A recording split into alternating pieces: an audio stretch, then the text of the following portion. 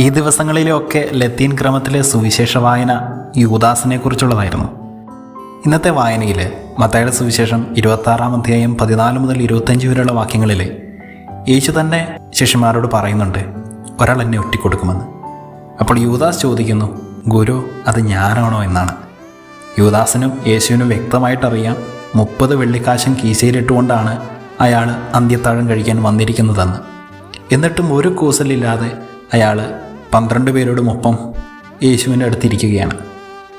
പിന്നെ അയാൾ പുറത്തേക്ക് പോകുന്നു. സുവിശേഷം വ്യക്തമായിട്ട് പറയുന്നുണ്ട്, അയാൾ പുറത്തു പോയപ്പോൾ ഇരുട്ടായിരുന്നുവെന്ന്. പിന്നെ നടന്നതൊക്കെ നമുക്കറിയാം. ശരിക്കും എത്രയോ തവണ യേശു യൂദാസിനെ അവൻ്റെ പ്രവൃത്തികളിൽ നിന്ന് പിന്തിരിപ്പിക്കാൻ ശ്രമിച്ചിട്ടുണ്ടായിരിക്കാം.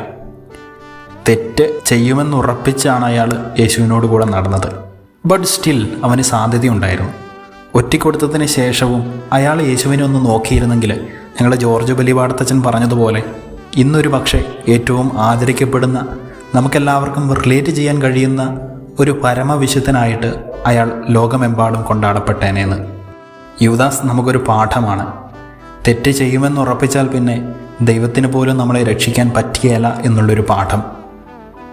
ഒരു സിനിമയിൽ നമ്മൾ കേട്ടിട്ടുണ്ടല്ലോ, ചെയ്യാൻ പോകുന്ന തെറ്റുകൾ കുമ്പസാരിക്കണ്ടല്ലോ എന്ന്.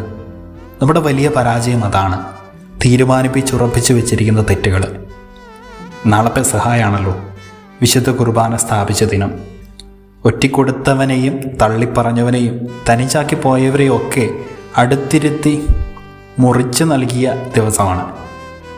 നമ്മുടെ പരാജയത്തിന് നമ്മൾ തന്നെ കാരണക്കാരാവരുത്. പൊറുക്കപ്പെടാത്ത തെറ്റുകളൊന്നുമില്ല, പക്ഷേ പൊറുക്കാൻ തയ്യാറായിരിക്കുന്നവൻ്റെ അടുത്തേക്ക് ഒന്ന് തിരിഞ്ഞു പോകാനായിട്ട് നമ്മൾ തയ്യാറാവണമെന്ന് മാത്രം.